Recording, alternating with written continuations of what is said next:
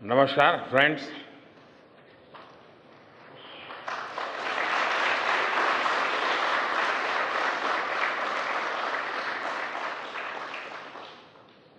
आप सभी के बीच आकर आज एक अलग ही खुशी महसूस कर रहा हूं। शायद ऐसी खुशी बहुत रेयर ओकेजन होते हैं जब तन मन खुशियों से भर गया हो। और व्यक्ति के जीवन में कई बार ऐसी घटनाएं घटती हैं कि वो बेसब्री हावी हो जाती है।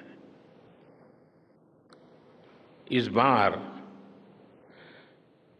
मेरे साथ भी ऐसा ही हुआ है। इतनी बेसब्री,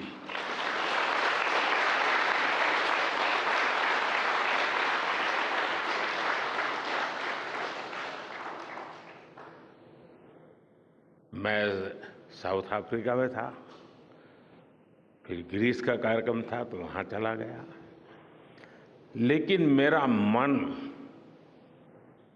पूरी तरह आपके साथ ही लगा हुआ था।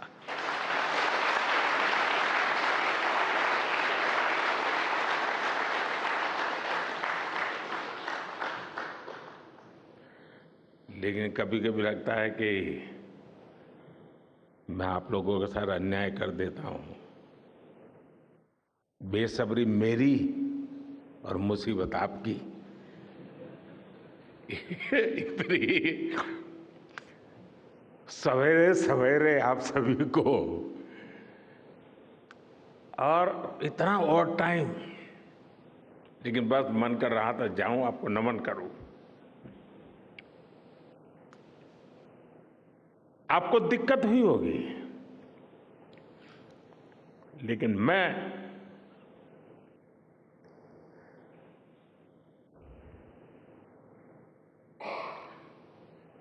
भारत में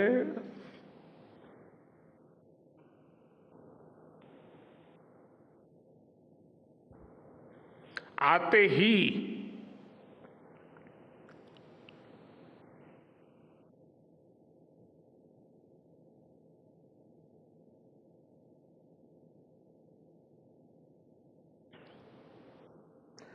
जल्द से जल्द आपके दर्शन करना चाहता था।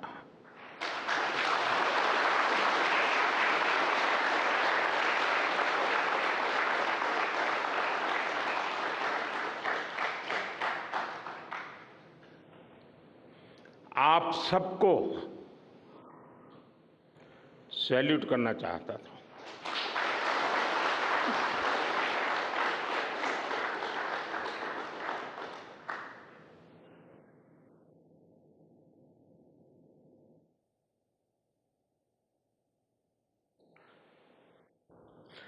सैल्यूट आपके परिश्रम को, सैल्यूट आपके धैर्य को,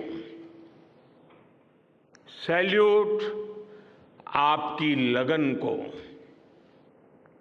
सैल्यूट आपकी जीवटता को, सैल्यूट आपके जज्बे को। आप देश को जिस ऊंचाई पर लेकर गए हैं,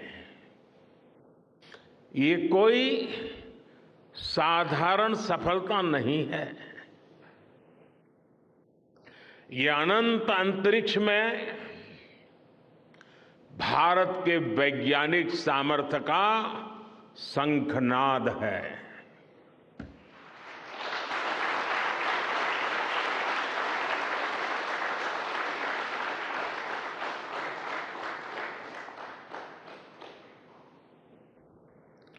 India India is on the moon.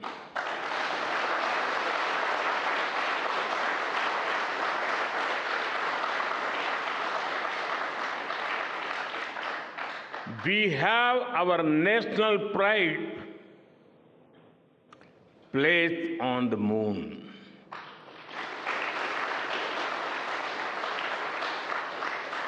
हम वहां पहुंचे जहां कोई नहीं पहुंचा था। हमने वो किया जो पहले कभी किसी ने नहीं किया था। ये आज का भारत है, निर्भीक भारत, जुझारू भारत।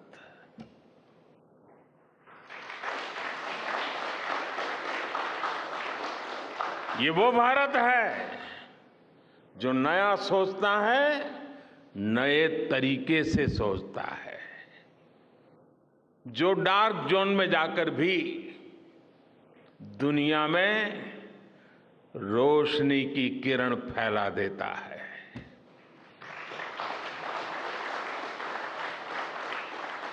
21वीं सदी में यही भारत दुनिया की बड़ी बड़ी समस्याओं का समाधान करेगा।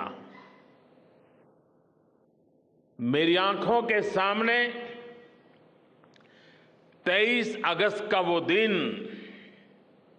वो एक एक सेकंड बार बार घूम रहा है। जब टचडाउन कंफर्म हुआ तो जिस तरह यहां इसरो सेंटर में पूरे देश में लोग उछल पड़े, वो दृश्य कौन भूल सकता है। कुछ स्मृतियां अमर हो जाती है। वो पल अमर हो गया। वो पल इस सदी के सबसे प्रेरणादायी क्षणों में से एक है। हर भारतीय को लग रहा था कि विजय उसकी अपनी है। खुद महसूस करता था। हर भारतीय को लग रहा था कि जैसे वो खुद एक बड़े एग्जाम में पास हो गया है। आज भी बधाइयां दी जा रही हैं, संदेश दिए जा रहे हैं, और ये सब मुमकिन बनाया है आप सबने, आपने।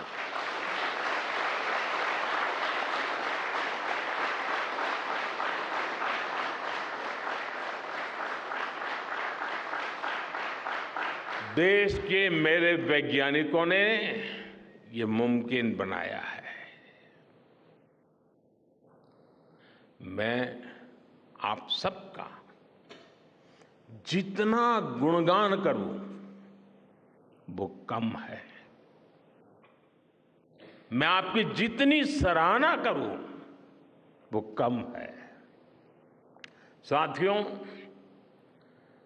मैंने वो फोटो देखी जिसमें हमारे मून लैंडर ने अंगद की तरह चंद्रमा पर मजबूती से अपना पैर जमाया हुआ है।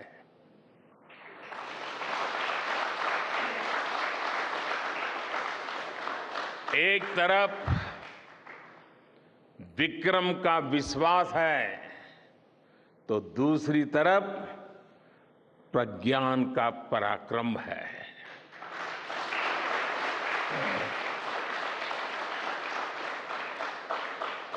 हमारा प्रज्ञान लगातार चंद्रमा पर अपने पद चिन्ह छोड़ रहा है।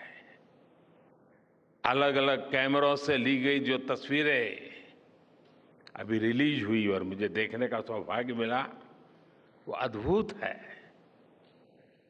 मानव सभ्यता में पहली बार धरती के लाखों साल के इतिहास में पहली बार उस स्थान की तस्वीर मानव अपनी आंखों से देख रहा है। और ये तस्वीर दुनिया को दिखाने का काम भारत ने किया है।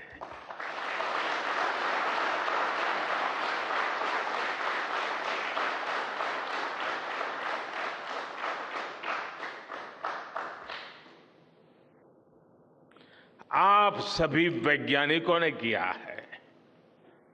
आज पूरी दुनिया भारत की साइंटिफिक स्पिरिट का, हमारी टेक्नोलॉजी का और हमारे साइंटिफिक टेम्परामेंट का लोहा मान चुकी है।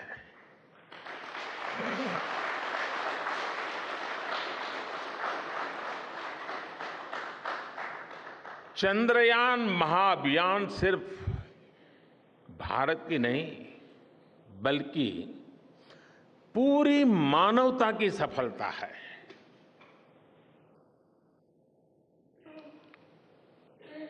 हमारा मिशन जिस क्षेत्र को एक्सप्लोर करेगा उससे सभी देशों के लिए मून मिशंस के नए रास्ते खुलेंगे। ये चांद के रहस्य को तो खोलेगा ही, साथ ही धरती की चुनौतियों के समाधान में भी मदद करेगा। आपकी इस सफलता के लिए मैं एक बार फिर सभी वैज्ञानिकों को, टेक्नीशियंस, इंजीनियर्स और चंद्रयान महाअभियान से जुड़े सभी सदस्यों को बधाई देता हूं।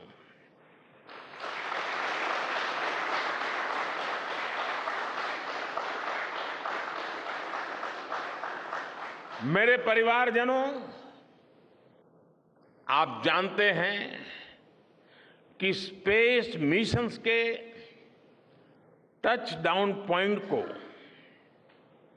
एक नाम दिए जाने की वैज्ञानिक परंपरा है। चंद्रमा के जिस हिस्से पर हमारा चंद्रयान उतरा है, भारत ने उस स्थान के भी नामकरण का फैसला लिया है।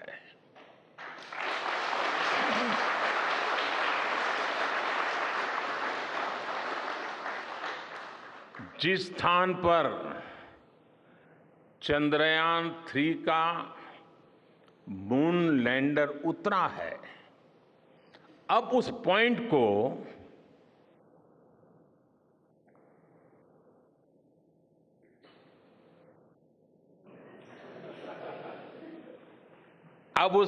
को शिव शक्ति के नाम से जाना जाएगा।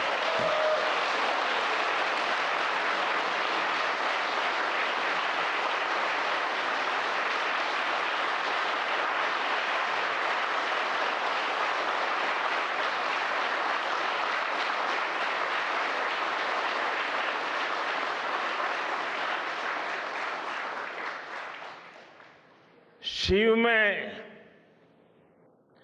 मानवता के कल्याण का संकल्प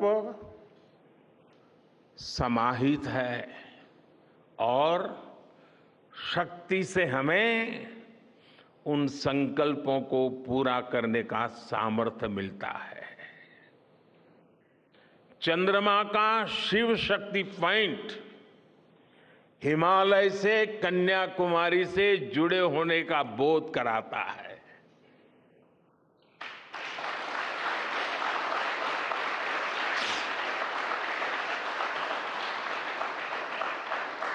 हमारे ऋषियों ने कहा है, येन कर्माण्य पशो मनीषिणो यज्ञे कुण्वन्ति वित्तेषु धीरः यत्पूर्व यक्ष्मन्तः प्रजानां तन्मे मनः शिव संकल्पमस्तु। अर्थात जिस मन से हम कर्तव्य कर्म करते हैं, विचार और विज्ञान को गति देते हैं और जो सबके भीतर मौजूद है, वो मन शुभ और कल्याणकारी संकल्पों से जुड़े।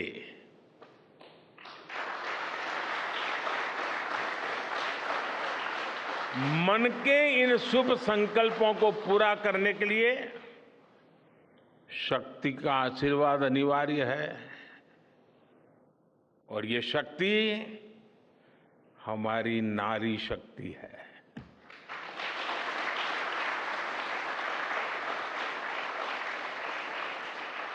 हमारी माताएं बहनें हैं। हमारे यहां कहा गया है, सृष्टि स्थिति विनाशानां शक्ति भूते सनातनी। अर्थात निर्माण से प्रलय तक पूरी सृष्टि का आधार नारी शक्ति ही है।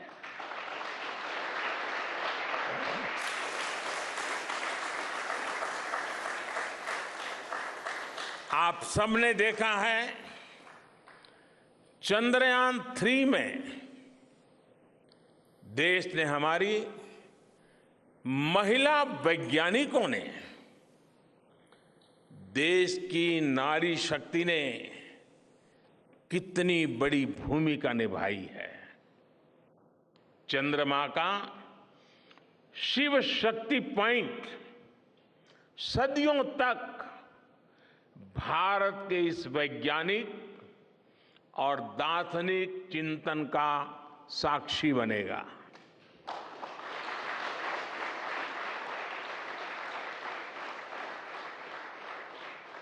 ये शिव शक्ति पॉइंट आने वाली पीढ़ियों को प्रेरणा देगा कि हमें विज्ञान का उपयोग मानवता के कल्याण के लिए ही करना है। मानवता का कल्याण, यही हमारा सुप्रीम कमिटमेंट है। साथियों, एक और नामकरण काफी समय से लंबित है। 4 साल पहले जब चंद्रयान 2 चंद्रमा के पास तक पहुंचा था, जहां उसके पदचिन्ह पड़े थे, तब ये प्रस्ताव था कि उस स्थान का नाम तय किया जाए। लेकिन उन परिस्थितियों में निर्णय लेने के स्थान पर हमने प्रण लिया कि जब चंद्रयान 3 सफलतापूर्वक चांद पर पहुंचेगा, तब हम दोनों पॉइंट का नाम एक साथ रखेंगे।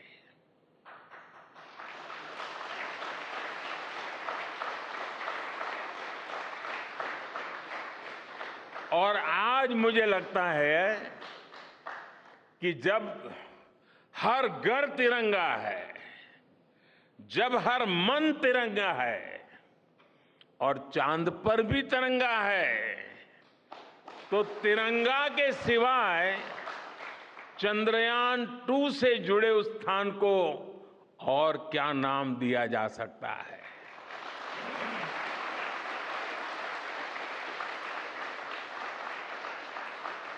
इसलिए चंद्रमा के जिस स्थान पर चंद्रयान 2 ने अपने पदचिन्ह छोड़े हैं, वो पॉइंट अब तिरंगा कहलाएगा।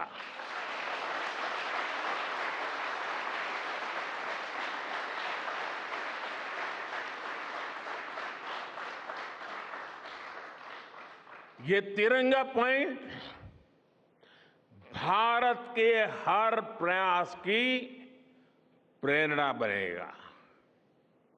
ये तिरंगा पॉइंट हमें सीख देगा कि कोई भी विफलता आखिरी नहीं होती। अगर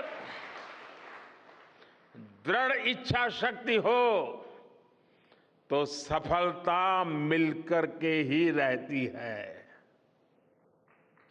यानी मैं फिर दोहरा रहा हूं, चंद्रयान-2 के पद चिन्ह जहां है, वो स्थान आज से तिरंगा पॉइंट कहलाएगा।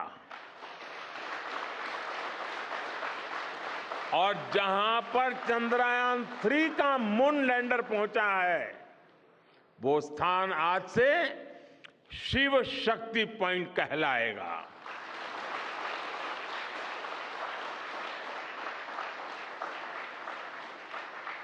साथियों, आज भारत दुनिया का चौथा ऐसा देश बन चुका है जिसने चंद्रमा की सतह को छुआ है।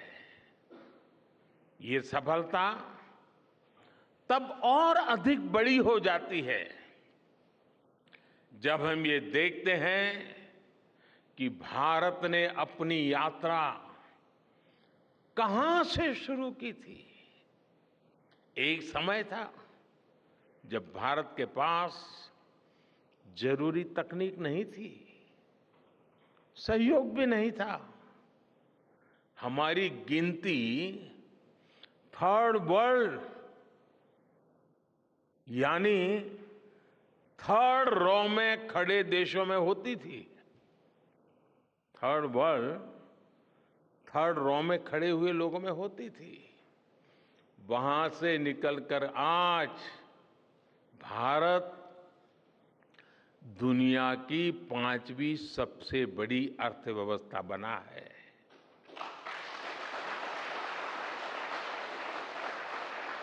आज ट्रेड से लेकर टेक्नोलॉजी तक भारत की गिनती पहली पंक्ति यानी फर्स्ट रो में खड़े देशों में हो रही है। यानी थर्ड रो से फर्स्ट रो तक इस यात्रा में इसरो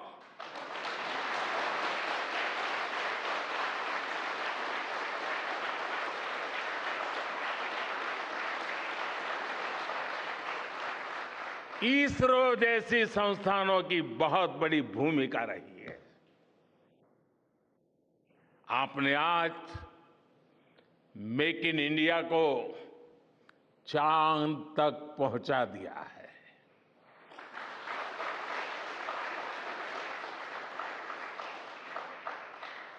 मेरे परिवारजनों, मैं आज आपके बीच आकर विशेष तौर पर देशवासियों को आपकी मेहनत के बारे में बताना चाहता हूं। जो मैं बातें बता रहा हूं वो आपके लिए नई नहीं है, लेकिन आपने जो किया है, जो साधना की है, वो देशवासियों को भी पता होना चाहिए। भारत के दक्षिण हिस्से से चंद्रमा के दक्षिणी ध्रुव तक चंद्रयान की ये यात्रा आसान नहीं थी। मून लैंडर की सॉफ्ट लैंडिंग सुनिश्चित करने के लिए हमारे वैज्ञानिकों ने इसरो की रिसर्च फैसिलिटी में आर्टिफिशियल मून तक बना डाला। इस आर्टिफिशियल मून पर विक्रम लैंडर को अलग अलग तरीके से सरफेस पर उतारकर उसका टेस्ट किया गया था। अब इतने सारे एग्जाम देकर हमारा मून लैंडर वहां गया है तो उसे सक्सेस मिलनी ही मिलनी थी।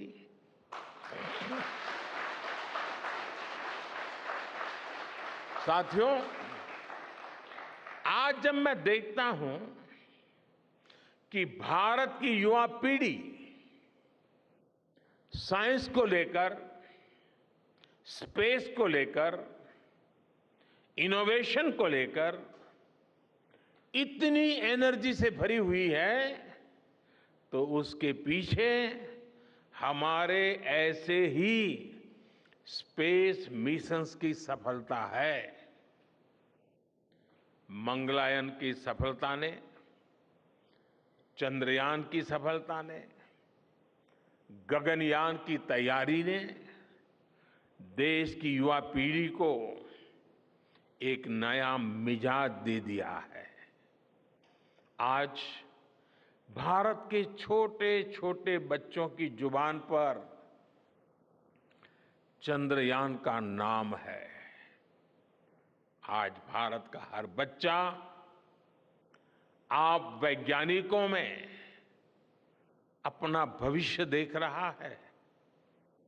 इसलिए आपकी उपलब्धि सिर्फ ये नहीं है कि आपने चांद पर तिरंगा लहराया, लेकिन आपने एक और बड़ी उपलब्धि हासिल की है, और वो उपलब्धि है भारत की पूरी पीढ़ी को जागृत करने की, उसे नई ऊर्जा देने की।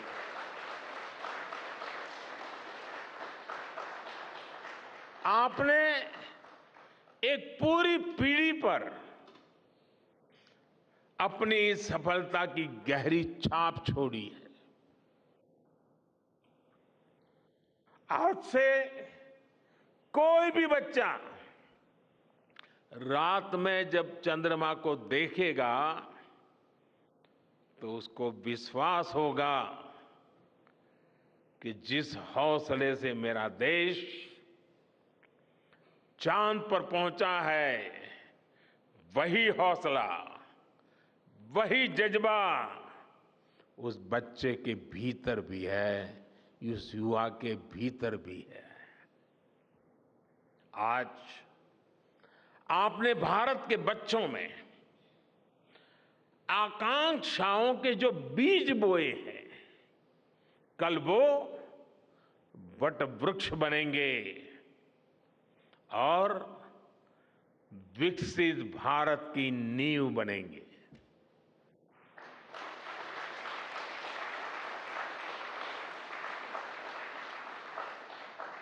हमारी युवा पीढ़ी को निरंतर प्रेरणा मिलती रहे, इसके लिए एक और निर्णय लिया गया है।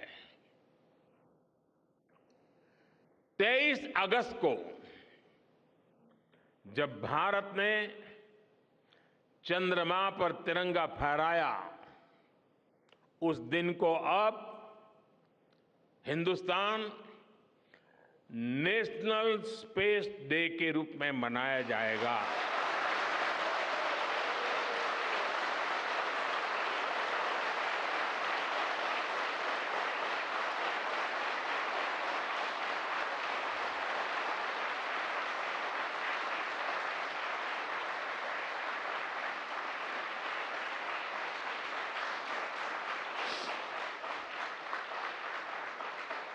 जब हर वर्ष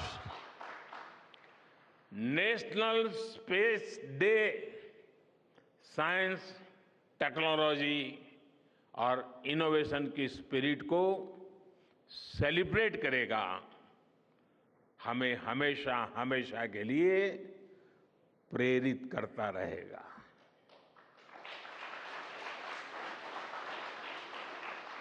मेरे परिवारजनों, आप भी जानते हैं कि स्पेस सेक्टर का जो सामर्थ्य है, वो सैटेलाइट लॉन्च करने या अंतरिक्ष की खोज से कहीं ज्यादा बड़ा है। स्पेस सेक्टर की एक बहुत बड़ी ताकत है जो मैं देखता हूं वो है ईज ऑफ लिविंग और ईज ऑफ गवर्नेंस। आज देश में स्पेस एप्लीकेशंस को गवर्नेंस के हर पहलू से जोड़ने की दिशा में बहुत बड़ा काम हुआ है। आप लोगों ने जब मुझे प्रधानमंत्री के रूप में काम का दायित्व दिया तो प्रधानमंत्री बनने के बाद मैंने भारत सरकार के जॉइंट सेक्रेटरी लेवल के ऑफिसर्स की स्पेस साइंटिस्ट के साथ एक वर्कशॉप करवाई थी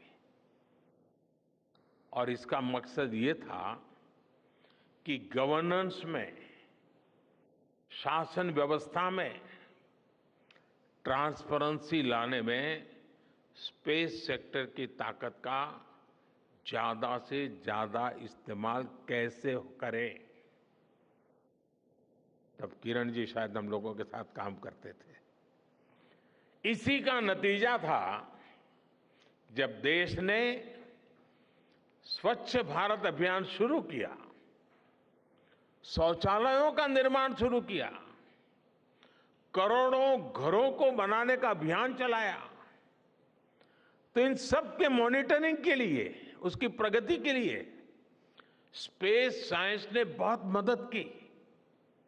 आज देश में दूर दराज के इलाके में एजुकेशन, कम्युनिकेशन और हेल्थ सर्विसेज पहुंचाने में स्पेस सेक्टर की बहुत बड़ी भूमिका है। इन दिनों आजादी के अमृत महोत्सव के निमित्त जो जिले जिले में अमृत सरोवर बन रहे हैं, उसका भी टैगिंग, उसके भी मॉनिटरिंग स्पेस के द्वारा ही हो रही है। बिना स्पेस टेक्नोलॉजी के हम टेलीमेडिसिन और टेली एजुकेशन की कल्पना तक नहीं कर सकते। स्पेस साइंस ने देश के रिसोर्सेज के ऑप्टिमम यूटिलाइजेशन में भी बहुत मदद की है।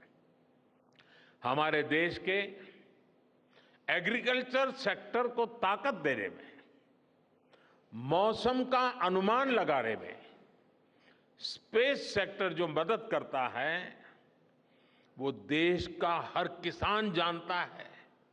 आज वो देख लेता है अपने मोबाइल पर अगले सप्ताह मौसम का क्या हाल है। देश के करोड़ों मछुआरों को आज नाविक सिस्टम से जो सटीक जानकारी मिल रही है वो भी आप ही की देन है। आज जब देश में बाढ़ आती है, कोई प्राकृतिक आपदा आती है, भूकंप आता है, तो हालात की गंभीरता का पता लगाने में आप सबसे पहले आगे आते हैं। जब साइक्लोन आता है तो हमारी सैटेलाइट्स उसका सारा रूट बताती हैं, सारी टाइमिंग बताती हैं और लोगों की जान भी बचती है, संपत्ति भी बचती है। और सिर्फ साइक्लोन के कारण जो संपत्ति बचती है ना, उसका अगर जोड़ लगा दें तो आज स्पेस का जो खर्चा है उससे वो ज्यादा हो जाता था।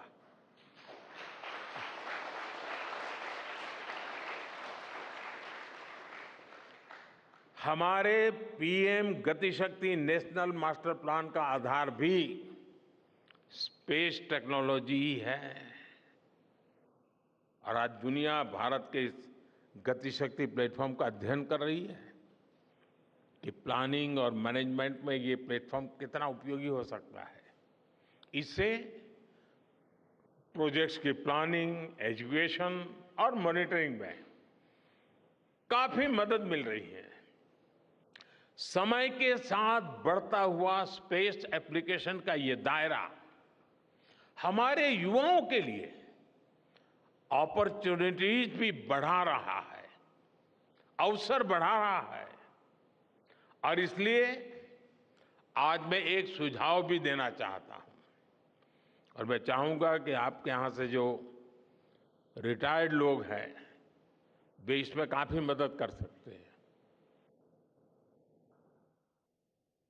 अब ये मत बोलिएगा कि इतनी सुबह सुबह मोदी जी यहां आए और कुछ काम भी दे करके जा रहे हैं। साथियों, मैं चाहूंगा कि इसरो केंद्र सरकार के विभिन्न मंत्रालय और राज्य सरकारें मिलकर गवर्नेंस में स्पेस टेक्नोलॉजी पर एक नेशनल हैकाथॉन का आयोजन करें। इस हैकाथॉन में ज्यादा से ज्यादा युवा, ज्यादा से ज्यादा यूनिवर्सिटी, ज्यादा से ज्यादा नौजवान वो शामिल हो, जुड़े। मुझे विश्वास है ये नेशनल हैकाथॉन हमारी गवर्नेंस को और प्रभावी बनाएगा, देशवासियों को मॉडर्न सॉल्यूशंस देगा।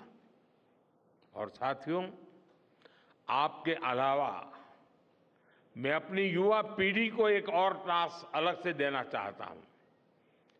और होमवर्क के दिए बिना बच्चों को काम करने का मजा नहीं आता है। आप सब जानते हैं कि भारत वो देश है जिसने हजारों वर्ष पूर्व ही धरती के बाहर अनंत अंतरिक्ष में देखना शुरू कर दिया था। हमारे यहां सदियों पहले अनुसंधान परंपरा के आर्यभट्ट, ब्रह्मगुप्त, वराहमिहिर और भास्कराचार्य जैसे ऋषि मनीषी हुए थे। जब धरती के आकार को लेकर भ्रम था, तब आर्यभट्ट ने अपने महान ग्रंथ आर्यभट्टीय में धरती के गोलाकार होने के बारे में विस्तार से लिखा था।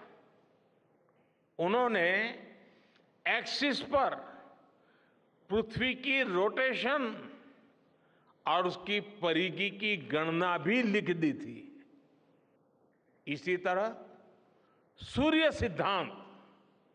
सूर्य सिद्धांत जैसे ग्रंथों में भी कहा गया है, सर्वत्रैव महिगोले, सर्वत्रैव महिगोले स्वस्थानम उपरि स्थितम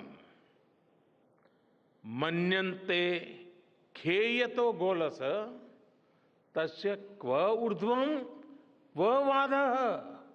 अर्थात पृथ्वी पर कुछ लोग अपनी जगह को सबसे ऊपर मानते हैं, लेकिन ये गोलाकार पृथ्वी तो आकाश में स्थित है, उसमें ऊपर और नीचे क्या हो सकता है, ये उस समय लिखा गया था। ये तो मैंने सिर्फ एक श्लोक बताया है। ऐसी अनगिनत रचनाएं हमारे पूर्वजों ने लिखी हुई है। सूर्य, चंद्रमा और पृथ्वी के एक दूसरे के बीच में आने से ग्रहण की जानकारी हमारे कितने ही ग्रंथों में लिखी हुई पाई जाती है। पृथ्वी के अलावा अन्य ग्रहों के आकार की गणनाएं, उनके मूवमेंट से जुड़ी जानकारी भी हमारे प्राचीन ग्रंथों में मिलती है। हमने ग्रहों और उपग्रहों की गति को लेकर इतना सूक्ष्म गणनाएं करने की वो काबिलियत हासिल की थी कि हमारे यहां सैकड़ों वर्ष आगे के पंचांग यानी कैलेंडर्स बनाए जाते थे। इसलिए मैं इससे जुड़ा एक टास्क अपनी नई पीढ़ी को देना चाहता हूं, स्कूल कॉलेज के बच्चों को देना चाहता हूं। मैं चाहता हूं कि भारत के शास्त्रों में जो खगोलीय सूत्र है, उन्हें साइंटिफिकली प्रूव करने के लिए, नए सिरे से उनके अध्ययन के लिए नई पीढ़ी आगे आए। ये हमारी विरासत के लिए भी जरूरी है और विज्ञान के लिए भी जरूरी है। आज जो स्कूल के, कॉलेज के, यूनिवर्सिटी के स्टूडेंट्स हैं, रिसर्चर्स हैं, उन पर एक तरह से ये दोहरा दायित्व है। भारत के पास विज्ञान के ज्ञान का जो खजाना है वो गुलामी के लंबे कालखंड में दब गया है, छिप गया है। आजादी के इस अमृत काल में हमें इस खजाने को भी खंगालना है, उस पर रिसर्च करनी है और दुनिया को भी बताना है। दूसरा दायित्व ये कि हमारी युवा पीढ़ी को आज के आधुनिक विज्ञान, आधुनिक टेक्नोलॉजी को नए आयाम देने हैं। समंदर की गहराइयों से लेकर आसमान की ऊंचाई तक, आसमान की ऊंचाई से लेकर अंतरिक्ष की गहराई तक आपके लिए करने के लिए बहुत कुछ है। आप डीप अर्थ को भी देखिए और साथ ही डीप सी को भी एक्सप्लोर करिए। आप नेक्स्ट जनरेशन कंप्यूटर बनाइए और साथ ही जेनेटिक इंजीनियरिंग में भी अपना सिक्का जमाइए। भारत में आपके लिए नई संभावनाओं के द्वार लगातार खुल रहे हैं। 21वीं सदी के इस कालखंड में जो देश साइंस और टेक्नोलॉजी में बढ़त बना ले जाएगा, वो देश सबसे आगे बढ़ जाएगा। साथियों, आज बड़े बड़े एक्सपर्ट्स कह रहे हैं कि अगले कुछ वर्षों में भारत की स्पेस इंडस्ट्री $8 बिलियन से बढ़कर $16 बिलियन की हो जाएगी। सरकार भी इस बात की गंभीरता को समझते हुए स्पेस सेक्टर में लगातार रिफॉर्म कर रही है। हमारे युवा भी कमर कसकर तैयार है। आपको जानकर सुखद आश्चर्य होगा कि पिछले 4 साल में स्पेस सेक्टर में काम करने वाले स्टार्टअप्स की संख्या 4 से बढ़कर करीब करीब 150 हो गई है। हम कल्पना कर सकते हैं कि अनंत आकाश में कितनी अनंत संभावनाएं भारत का इंतजार कर रही हैं। वैसे कुछ दिन बाद 1 सितंबर से MyGov हमारे चंद्रयान मिशन को लेकर बहुत बड़ा क्विज कंपटीशन लॉन्च करने वाला है।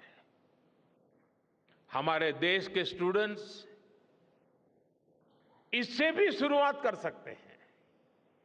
मैं देश भर के स्टूडेंट से आग्रह करूंगा कि आप सभी बड़ी संख्या में इससे जुड़े। मेरे परिवारजनों, देश की भावी पीढ़ी को आपका मार्गदर्शन बहुत आवश्यक है। आप जो इतने सारे इंपॉर्टेंट मिशंस पर काम कर रहे हैं, वो आने वाली पीढ़ी ही आगे ले जाने वाली है। आप उन सभी के रोल मॉडल हैं। आपकी रिसर्च और आपकी वर्षों की तपस्या, मेहनत ने साबित किया है कि आप जो ठान लेते हैं वो आप करके दिखाते हैं। देश के लोगों का विश्वास आप पर है। और विश्वास कमाना छोटी बात नहीं होती है दोस्तों। आपने अपनी तपस्या से विश्वास कमाया है।